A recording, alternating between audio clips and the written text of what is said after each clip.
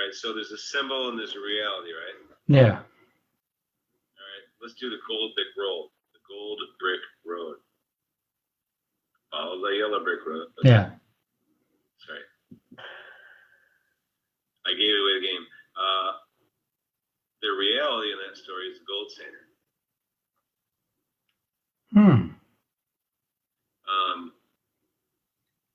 The Tin Man and the Straw Man. We have a lot of those in our group. You know what the Tin Man and the Straw Man represent? I do in psychological arguments, but not in here. In the story of it's an ancient story. It's like an allegorical story. You know what? And these stories, for some reason, they just like, and I think the reason why is because they line up so well with the reality that they stick. Yeah. And it's that parallel reification, or that parallel connection between the symbol and the reality that makes them stick. The Tin Man is supposed to be the industrialist, and the Straw Man is supposed to be academia. Wow. Right? It looks like the farmer, but he actually comes back and he's the intellectual. Wow. That makes sense. Remember, the Tin Man doesn't have a heart? Yeah. Industry is vital. Yeah. Industry actually has guts. It's got better than a heart. It's got, it's what feeds us. Yeah, exactly. And the Straw Man doesn't have a brain. And he's academia. He is the teacher, yeah. That's perfect. But if you watch for this two-part reality, if you look for this two-part connection, you'll see it everywhere. And it's my theory that our minds are built from these. Would you say that the scared lion represent a potential of people? I'm going to guess back in the 30s when it was written, and I don't really know, but I'm going to guess that the lion represented the military. Okay. So a gutless military, kind of like the Nazis who were just following orders, right? Other way around. Okay. This was William Jennings Bryan's writing about the American political. Gotcha. It was the Americans who were afraid to go deal with the Nazis. There you go. This is before. So this is before we invaded. That's right. Okay. So the gutless lion who claims to be that's terrific. I have to watch this movie all over again. This is now going to take a movie I've always had like mixed feelings for since I was a child, and probably now have a new love for it. And by the way, first time. Notice. What's that? The straw man? What's that?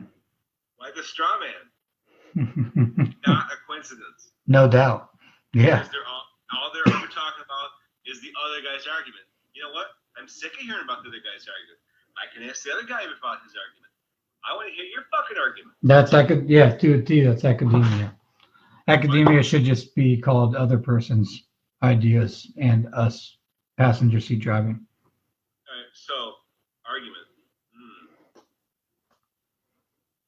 So I have a claim and I have evidence. It's the same two-part structure. Yep. I have an event and I have a conclusion. Yeah. Well, yeah. And people who can structure these in the most effective way, this is with I personally have many candidates I would prefer over Trump, but what Trump does so effectively is claim and evidence within a succinct and efficient statement, such as, I'm going to renegotiate trade deals and bring back jobs. No one has this confused. And then the evidence he'll point to, so these are the claims and statement, and say, I have created these jobs my entire life. So the way he can make a very concise claim, evidence, argument is what allows him to communicate to the most people at one time. And this is how people structure. This is how the best living. Yeah. Here's the problem, though. In American politics, no one ever follows up on the evidence. Yeah, that's with Trump. We've we've seen a little bit of action, but his special power is the symbols. His special power is to simple down and have it stick. And I'll give you the best example that I know of. Low energy. Low energy Jeb. Nobody can fix that. There's no answer to that because it doesn't point to anything. It's awful. Yeah. And what's funny or interesting is a stable genius. He's an awful genius. Yeah. His genius is toward awful things. Absolutely. And you're right. His genius is towards marketing and broad statements. And when I say that, I mean every person, bombastic statements, I should say, provocative statements, because that's actually a skill to be able to make consistently provocative and bombastic statements that are able to connect. That's a very challenging thing to do. Think about if you had someone saying every day, the perfect example, Chicken Little, sky is falling, right? Sky is falling, sky is falling. You think someone who can say bombastic statements like that in provocative ways and connect, that's a very skillful orator. And as you said, the connection is alive. Here's the issue. Here's a great symbol, the American way. What's the reality? I mean, pick up your bag and walk along the journey is what I would conceptualize it as, but it's really whatever the hell anyone wants. Exactly. And what's the verb here? What the audience demands. Projects. Every time. By making it vague and open-ended, they can throw whatever experience they want into that symbol, and they've made a connection. And what has he really said? He hasn't said a fucking thing. Yeah. That's the reification skip is the power. Buckminster Fuller described how he thinks that the major problems with the world, the fix is something that's individual.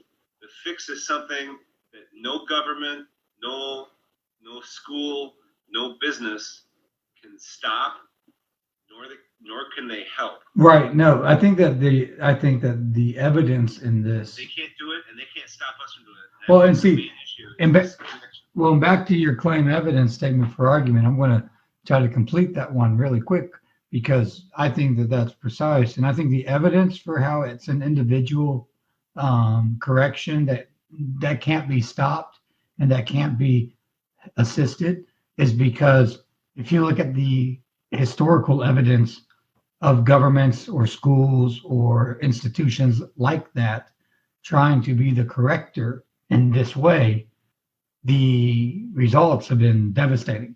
And so we have a ton of evidence for how it would appear that trying to structure that kind of correction into institutions doesn't work. So it has to take an individual to look at oneself, not project these reification errors over and over, false symbolizations, the American way, and that it can't be stopped by governments. It also can't be helped by governments, because any government that would help would take advantage of. Is that a good way of putting it? Seemingly the evidence we have. And the reason why is because this part, that's what minds do.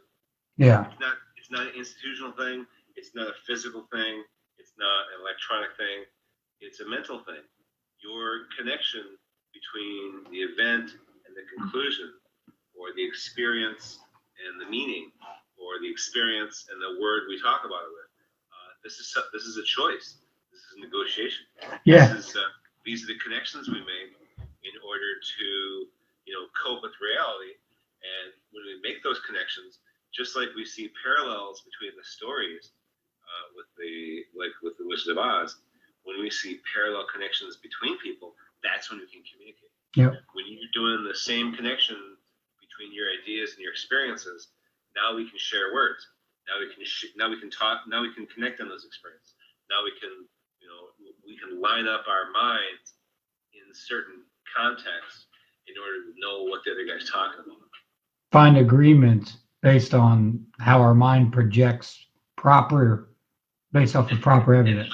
And how we make a parallel connection between our symbols and our ideas. Like the roads we drive on every day, for example. So, we all have an agreement that these roads are going to get us from point A to point B to some degree, right? Because if someone didn't have that agreement in their mind. Yes. When you talk about language is a shared agreement about the rules for connecting symbols to experiences. Yeah. The wider that language goes, the more people that you can connect on that level with. And for example, if someone one day decided to kind of conclude that analogy in their mind that driving on that road only worked in the opposite way, then they would go head on into a line of traffic and get into major car accidents. It would no longer work for anyone for that period of time because one person's mind disagreed with what everyone else's had agreed to. And this is something where people can be manipulated with, I think sometimes, is by when some people capture that concept in a negative way. I would say perhaps Trump has done that at times. Many politics, all politics do. But that's where they identify, hey, this is going in a good direction, but if I'm able to divert it, then I'm going to be able to have control over how it's managed from here on out. Yes. And just to throw some labels down, the connection, like the theory behind connecting a signifier with the signified or the symbol with the experience, that general field is called semiotics. Semantics is about which feeling goes with which word, like Rick described in Pickle Rick. Yeah. So they're very similar ideas, but they're slightly different. And again, the word semiotics is a symbol we use to talk about the act of connecting a symbol to an experience. So again, it's like this extra symbolic layer on top of the foundational connection, which is the idea with the experience, or the map with the territory, or the sound with the meaning, or there's lots and lots of ways to talk about that two-part connection. The claim to the evidence. Although the evidence is experience, the claim is the interpretation, right?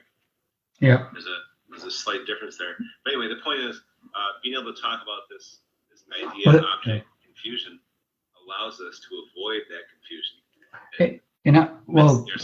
And I'll say that people who figure out the proper way to manage that confusion and that slight difference between claim and evidence, those are the people who have success in any kind of litigation in their life. It could be their profession, or it could just be a discussion that you want to yield positive results from, even if you're doing it in cynical ways. In other words, the better you're skilled at learning that claim and evidence structure and why it's important and how to structure it properly, that translates everywhere in your work, in your life, everywhere. Is that a fair statement, you think? Well, yeah, you're talking about, that's weird what I do there. We're talking about I see, it's treaty. We're talking about the basic two-part structure of persuasion. Yeah. And similar to that, and all these are the same two-part connection: grammar, logic, evidence. This is the original, and let's say grammar, logic, rhetoric was the original. Grammar is a two-part structure, a symbol that applies to experience. Logic is a two-part structure, valid versus invalid collections, or avoiding contradiction. Because that's what logic really means, is avoiding contradiction. Contradiction requires two things. Rhetoric is a three-part piece. Rhetoric is about actually persuading someone that your logic is correct. Yeah. And that's what claim, argument, evidence ultimately. Well, a great book for this is How to Win Friends and Influence People. I think that's a Carnegie book or something like that. Rhetoric doesn't just include persuasion, because the medieval scholastics included among rhetoric things like appeals to vanity, appeals to pride, appeals to fear. But in the modern world, that still works for a lot of advertising, but we try and raise ourselves above that. We want to look for the actual evidence. We want to have reasons that we think something is true, not just motives to decide it's true. Correct. Well, and that's kind of what that book goes over. It's the title is not justifiable for the content. I think basically it talks about that kind of component of it, and at least if I'm remembering the right book, but just referencing how wanting to be able to state your claim, how to persuade people to come to your side of an argument, how to hear their logical fallacies and respond in a logical way. So in other words, a logical fallacy is interesting because it is logical, but it's also a fallacy. In other words, a lot of people will have these logical contradictions in their head. They'll assign a previous experience to a future outcome that's not relevant any longer. It's a logical conclusion. It's just a fallacy. And that happens frequently. And a good way to get around that is to have your skill set prepared for being able to communicate. Okay, I can appreciate why you have that, but effectively now you're going to communicate a more logical conclusion based on circumstances today, as opposed to experiences from the past that are less relevant. Well, I mean, logic, logos means evidence. Yeah. So we're 20 minutes, but we've been going an hour and 20 minutes. Oh wow, yeah. And I probably got to hop off anyway, so we'll knock that off. And look, I wonder if that's Rogelio who laughed at this. He has a lot of laugh emojis. If you follow those who laughy emoji, you will ultimately become a laughy emoji person. Anyway, but we'll hit this again next Friday. Thanks for everyone coming on, and then we'll connect on text and get together again tomorrow. Josh will be here, whatever. So, but no, appreciate it. It's fun, and then we'll kind of continue the discussion on communication techniques, etc. next week. Well, remember, communication is still a two-part structure, isn't it? Yeah. You get a sender and you get a receiver. Yeah. So the two-part structure for the construction of a message is we kind of hope that that's a good basis for the two-part structure of communicating a message. Yep, exactly. And so maybe next week hit on how that kind of applies to anything signal-wise you put out, waves, antenna, and receiver. So anyway, before I start going down that rabbit hole, you all have a fun evening, and then Tom, I'll shoot you a text when I hop off here and hit it next week. All right, sounds good, brother. All right, see you. Yep.